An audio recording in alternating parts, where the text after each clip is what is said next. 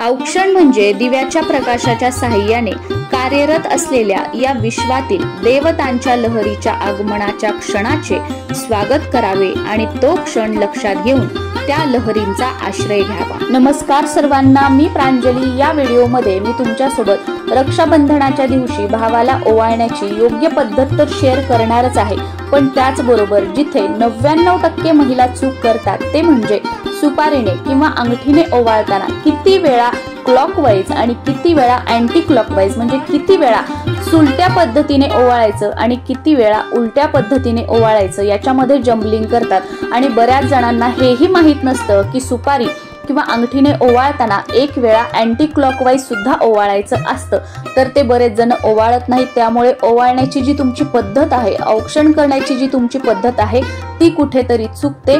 त्यामुळे औक्षण करताना त्या ताम्हणामध्ये कोणत्या कोणत्या वस्तू असाव्यात, कोणती वस्तू सुरुवातीला कोणती वस्तू नंतर, असं क्रमशः सगळ्या गोष्टी तुम्हाला करून दाखवणार आहे। त्याच्यामुळे व्हिडिओ जो आहे तो संपूर्ण बघा आणि या औक्षणाच्या ताटामध्ये ज्याही काही आपण वस्तू ठेवतो तर त्या प्रत्येक वस्तूचं महत्त्व सुद्धा मी तुमच्यासोबत शेअर करणार आहे। सर्वात अगोदर औक्षणाला आपण जे ताट घेतो, बरेच जण काय करतात की ज्याच्यात आपण जेवण करतो, नाश्ता करतो ते स्टीलचंच ताट घेतात। बरेच जण काय करतात की प्लास्टिकचा ट्रे घेतात, तर असं करू नका। जेव्हा आपण औक्षण करतोय तर अशा वेळेला तांब्याचं किंवा पितळाचं ताम्हणच घेण्याचा प्रयत्न करायचा आहे। ताम्हण ते स्वच्छ धुतलेलं पुसलेलं असावं, नाही तर बऱ्याच वेळेला ओलच ताम्हण लगेच धुवून घ्यायचं, किंवा ज्या तांब्या पितळेच्या वस्तू आहेत त्याला खूप डाग पडलेले असतात, तर अशा सुद्धा वस्तू घ्यायचं नाही। आपण औक्षण करतोय म्हणजे काय की ज्याचं औक्षण करतोय त्याच्या आयुष्यामध्ये सुख समृद्धी यावी। त्या औक्षणाच्या ताटामध्ये जो दिवा असतो तर त्या दिव्याच्या ज्योतीप्रमाणे, त्या प्रकाशाप्रमाणे त्याचं पुढचं आयुष्य जे आहे, त्याचा भविष्यकाळ जो आहे तो उज्ज्वल असावा, यासाठी आपण औक्षण करण्यासाठी त्या ताटामध्ये वेगवेगळ्या वस्तू घेत आहोत। आणि जर ते ताटच डाग वगैरे लागलेलं असेल, त्या ताटामध्ये जर निगेटिव्हिटीची फिलिंग येत असेल तर मग औक्षण करण्याला काहीही अर्थ नाही।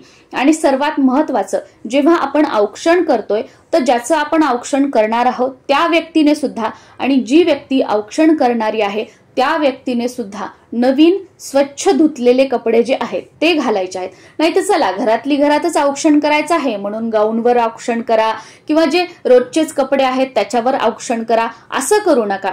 हे प्रसन्नतेचा एक क्षण आहे, ज्याचं आपण औक्षण करतोय त्याच्या आयुष्यामध्ये त्याचं चांगलं होण्यासाठी, सकारात्मक ऊर्जेने त्याचं आयुष्य पुढचा भविष्यकाळ भरलेला असावा, यासाठी आपण या सगळ्या गोष्टी करतोय। आणि जर त्या आपण जो विधी करत आहोत त्या वातावरणामध्ये जर सकारात्मकता नसेल, तुमच्यामध्ये जर सकारात्मकता नसेल, तर मग ह्या सगळ्या गोष्टी करण्याला काहीही अर्थ नाही। त्याच्यामुळे भले तुम्ही जुने कपडे घाला, पण ते स्वच्छ धुतलेले, इस्त्री केलेले असे कपडे जे आहेत ते घालायचं आहे। थोडंसं का होईना तयार व्हायचं आहे आणि मग औक्षण करायचं आहे। औक्षण करताना ज्या व्यक्तीचं आपण औक्षण करणार आहोत, आता आपण भाऊबीजेबद्दल बोलतोय, तर भावाला बसण्यासाठी आसन द्यायचं आहे, आसनावर भावाला बसवायचं आहे। समोर छोटीशी का होईना, अगदी एक स्वास्तिक का होईना रांगोळीने काढायचं आहे, त्याच्यावर हळदी कुंकू टाकायचं आहे। तुमच्या भावाला वगैरे खाली जमिनीवर बसता येत नसेल, तुम्ही सोफ्यावर बसताय, खुर्चीवर बसताय, तर त्या खुर्चीच्या समोर किंवा त्या सोफ्याच्या समोर, त्याच्या पायाच्या समोर आपल्याला छोटीशी रांगोळी काढायची आहे। नाही तर असं नाही की चला सोफ्यावर बसलाय भाऊ, चला खुर्चीवर बसलाय भाऊ, मग आता रांगोळी काढायची गरज नाही, असं नाही। औक्षण करताना आपल्या दोघांच्या मध्ये रांगोळी जी आहे ती आवर्जून काढायची आहे। भावाला आसनावर बसवल्यानंतर भावाच्या डोक्यावर टोपी घालायची आहे। तुमच्याकडे टोपी नसेल तर रुमाल वगैरे भावाच्या डोक्यावर ठेवून घ्यायचा आहे आणि त्याच्यानंतरच मग आपल्याला भावाला ओवाळायचं आहे।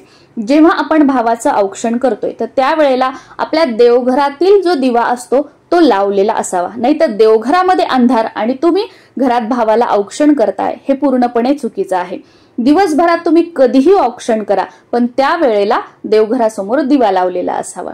आता जेव्हा आपण औक्षणाचं ताट तयार करतोय तर जे कोणतं तुम्ही ताट घेतलेलं असेल त्याच्यामध्ये कुंकू टाकायचं आहे। आता बरेच जण काय करतात की कुंकू पाण्यामध्ये भिजवून घेतात, पण आमच्याकडे तरी कोरडच कुंकू घेतात। तुमच्याकडे ओलं करून घेत असतील तर तुम्ही ओलं घेऊ शकता। कुंकू ओलं करताना त्याच्यामध्ये थोडंसं गंगाजल टाकण्याचा प्रयत्न करा, किंवा जे स्वच्छ पाणी आहे, जे आपण देवपूजा करण्यासाठी वगैरे भरून ठेवतो ते पाणी टाका. पण जे आपण पाणी पितो, ज्या माठातलं, ज्या हंड्यातलं, तेच उष्ट पाणी त्याच्यामध्ये टाकू नका. एक तर तुम्ही डायरेक्ट नळाचं पाणी टाका, पण उष्ट पाणी जे आहे, ज्यातलं आपण पितो वगैरे, ते पाणी त्या कुंकवामध्ये टाकू नका. औक्षण करताना जे आपण कुंकू घेतो, तर तुम्ही जेव्हा आपण श्रीयंत्रावर, कुलदेवीच्या मूर्तीवर, टाकावर किंवा फोटोवर कुंकुमार्चन करतो, तर ते कुंकू आपल्याला औक्षण करताना घ्यायचं आहे. कारण त्या कुंकवामध्ये आपल्या कुलदेवीचं जे तत्व असतं, कुलदेवीची शक्ती जी असते, सकारात्मक ऊर्जा जी असते, त्यामध्ये त्या कुंकवामध्ये आकृष्ट झालेली असते. आणि कुलदेवीचा आशीर्वाद म्हणून ते कुंकू जर आपण औक्षण करताना वापरलं, तर ते एक संरक्षण कवच म्हणून आपल्या भावासाठी काम करेल. म्हणून कुंकुमार्चन केलेल्या कुंकवाचा औक्षण करताना वापर करायचा आहे. त्यानंतर थोड्याशा अक्षदा घ्यायच्या आहेत. आजकाल बघा, वेगवेगळ्या रंगामध्ये तुम्हाला रंगवलेल्या अक्षदा बघायला मिळतील, पण खऱ्या अर्थाने पूर्वीपासून हळद कुंकामध्ये ज्या रंगवलेल्या अक्षदा असतात, त्याच शुभ कामामध्ये वापरल्या जातात. आता लग्न समारंभामध्ये आपण वेगवेगळ्या रंगामध्ये रंगवलेल्या वापरतो, पण किमान औक्षण करताना तरी थोडंसं हळदी कुंकू एखाद्या वाटीमध्ये घ्या, ज्या अखंड अक्षदा आहेत त्या त्याच्यामध्ये टाका आणि अगदी मिक्स करा. आणि हे हळदी कुंकवाने रंगवलेल्या ज्या अक्षदा आहेत, या ताम्हणामध्ये तुम्हाला घ्यायच्या आहेत. त्यानंतर एक सुपारी घ्यायची आहे. सुपारीला कीड लागलेली नसावी किंवा सुपारी खूप जुनी पण नसावी, अगदी चांगली टवटवीत सुपारी घ्यायची आहे. त्यानंतर एक सोन्याची अंगठी घ्यायची आहे. आता बरेच जणांना मी असं बघितलेलं आहे की सोन्याचा दागिना म्हणून अगदी मंगळसूत्र सुद्धा त्या ताम्हणामध्ये ठेवतात. तर असं नाही करायचं.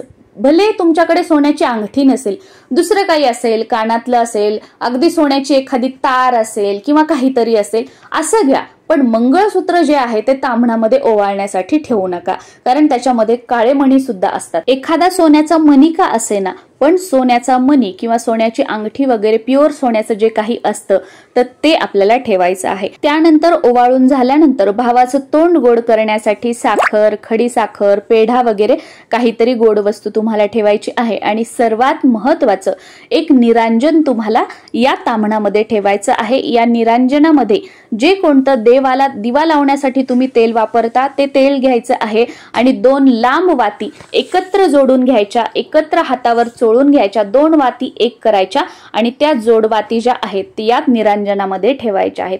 आणि त्याचबरोबर राखी बांधण्यासाठी जी कोणती राखी असेल ती ठेवायची आहे. या प्रकारे रक्षाबंधनानिमित्त भावाला ओवाळण्यासाठी जे आपण औक्षणाचं ताट तयार करणार आहोत, त्यामध्ये या वस्तू ठेवायच्या आहेत. कुंकू म्हणजे मांगल्याचं प्रतीक. सर्वात अगोदर भावाला कुंकू लावायचं आहे. दोन्ही भोवयाच्या मध्यभागून ते वरती जाईल अशा प्रकारे खालून वर कुंकू लावायचं आहे. त्यानंतर अक्षदा घ्यायच्या आहेत. त्या थोड्याशा, अगदी 4-5 दाणे अक्षदांचे घ्यायचे. अशा भल्या मोठ्या घ्यायच्या नाही की त्या भावाच्या केसामध्ये त्या अक्षदा जाऊन जमा होतील. थोड्याशा अक्षदा घ्यायच्या, भावाच्या डोक्यावरती टाकायच्या आहेत. त्यानंतर सुपारी आणि अंगठी घ्यायची आहे. बरेच जण सुपारी आणि अंगठी एकत्र घेतात आणि त्याने ओवाळतात. तुमच्याकडे अशी पद्धत असेल तर असंही तुम्ही ओवाळू शकता, किंवा बरेच जण सुपारी एकदा आणि अंगठीने एकदा अशा प्रकारे ओवाळतात. तर तुम्ही दोन्हीही एकत्र घ्या किंवा वेगवेगळं घ्या. आता ज्या प्रकारे सांगणार आहे त्याच प्रकारे तुम्हाला ओवाळायचं आहे. सुपारी आणि अंगठी आपण आपल्या उजव्या हातामध्ये धरायची आहे. समोर आपल्या भाऊ बसलेला आहे, त्याच्या चेहऱ्यावरून गोल, पूर्ण डोक्यावरून गोल नाही, चेहऱ्यावरून गोल म्हणजे क्लॉकवाईज एकदा ओवाळायचं आहे. त्यानंतर ताम्हणाला आपल्या स्पर्श करायचा आहे त्या अंगठीने आणि सुपारीने. त्यानंतर परत अँटी क्लॉकवाईज म्हणजे उलट्या दिशेने ओवाळायचं आहे. परत एक वेळा ताम्हणाला स्पर्श करायचा आहे. त्यानंतर परत क्लॉकवाईज म्हणजे परत सरळ जशी घडी फिरते तसं ओवाळायचं आहे. आणि त्यानंतर ती सुपारी व सोन्याची वस्तू ताम्हणामध्ये ठेवायची आहे. आणि सेम तुम्ही जर सुपारीने वेगळं आणि त्या सोन्याच्या वस्तूनं वेगळं ओवाळणार असाल, तेव्हा सुद्धा याच प्रमाणे ओवाळायचं आहे. पहिल्या वेळेस ओवाळताना clockwise, second time anti clockwise आणि थर्ड टाइम परत क्लॉकवाईज. आणि तिन्ही वेळेला ताम्हणाला त्या सुपारीचा किंवा त्या सोन्याच्या वस्तूचा स्पर्श करायचा आहे. त्यानंतर जो काही कापूस आपण घेतलेला आहे तो भावाच्या डोक्यावर ठेवायचा आहे. आणि त्यानंतर मग भावाला राखी बांधून आपल्याला शेवटी ओवाळायचं आहे. ओवाळायचं 5 वेळा ओवाळायचं आहे. आणि व्यवस्थित, अगदी खूप दूरदूरून ओवाळतोय, त्या भावाच्या चेहऱ्यावर जी ज्योत आहे, आहे, जो प्रकाश आहे तो सुद्धा पडत नाहीये, तर असं ओवाळायचं नाहीये. ते भावाच्या चेहऱ्यावर जो आपण दिवा घेतलेला आहे त्याचा प्रकाश पडेल असं दुरून थोडंसं 5 वेळा आपल्याला ओवाळून घ्यायचं आहे. आता या ओवाळणीच्या ताटामध्ये यापैकी कोणतीही एक वस्तू कमी असता नये. या सगळ्या वस्तू ताम्हणामध्ये असायलाच पाहिजेत, कारण या ताम्हणामध्ये ज्या काही वस्तू आहेत त्या प्रत्येक वस्तूचं एक महत्व आहे. जसं की कुंकू मांगल्याचं प्रतीक आहे, सुपारी म्हणजे आपल्या भावाला सुपारीसारखं टणक उत्तम आरोग्य प्राप्त व्हावं, सोन्याचा दागिना म्हणजे सोन्यासारखं चकाकदार तुझं पुढील आयुष्य, तुझा भविष्य काळ असावा, सोन्यासारखं निष्कलंक तुझं संपूर्ण आयुष्य असावं. त्यानंतर कापूस म्हणजे कापसा एवढे पांढरे केस होईपर्यंत तुला उदंड आयुष्य लाभावं. आणि त्यानंतर अक्षदा म्हणजे अक्षदा या सौभाग्याचं प्रतीक आहे की तुझं आयुष्य हे सौभाग्याने चांगल्या गोष्टींनी भरलेलं असावं, यासाठी अक्षदा. आणि दिवा म्हणजे की या दिव्याची जी ज्योत असते त्या तेजाप्रमाणे तेजस्वी तू आयुष्यामध्ये एवढी प्रगती करावी की या तेजा समान तुझं नाव लौकिक व्हावं, त्याचा अर्थ असा आहे. म्हणून या सगळ्या गोष्टी भावाला ओवाळण्यासाठी ताम्हणामध्ये आपल्याला घ्यायच्या आहेत. आणि सर्वात महत्वाची गोष्ट की देवाला कधीही तेलाने ओवाळू नये आणि मनुष्याला कधीही तुपाने ओवाळू नये. त्यामुळे ओवाळण्यासाठी जे काही आपण तेल घेणार आहोत तर ते जे कोणतं तेल तुम्ही देवाला वापरता ते घेऊ शकता, पण तुपाची फुलवात जी आहे ती मनुष्याला ओवाळण्यासाठी घेऊ नका. ही गोष्ट लक्षात ठेवा. आणि सुपारीने आणि ज्या अंगठीने आपण ओवाळणार आहोत सोन्याच्या वस्तूने, तर त्यावेळेला सुरुवातीला clockwise, second time anti clockwise आणि थर्ड टाइम परत क्लॉकवाईज, आणि तिन्ही वेळेला त्या सुपारीचा किंवा त्या सोन्याच्या दागिन्याचा ताम्हणाला स्पर्श करायचा आहे, हे लक्षात ठेवायचं आहे. आणि या प्रकारे आपल्या भावाला रक्षाबंधनाच्या दिवशी तुम्हाला ओवाळायचं आहे. रक्षाबंधनाच्या दिवशी भावाला ओवाळण्याचा मुहूर्त काय आहे याचा व्हिडिओ मी आपल्या चॅनलवर शेअर केलेला आहे. भद्राकाळ वगैरे सगळं त्याच्यामध्ये सांगितलेलं आहे. तो व्हिडिओ तुम्ही बघू शकता आणि त्यानुसार त्या वेळेमध्ये आपल्या भावाचं रक्षाबंधनाच्या दिवशी औक्षण करून भावाला राखी बांधू शकता. तुम्हा सर्वांना रक्षाबंधनाच्या खूप साऱ्या शुभेच्छा. नमस्कार.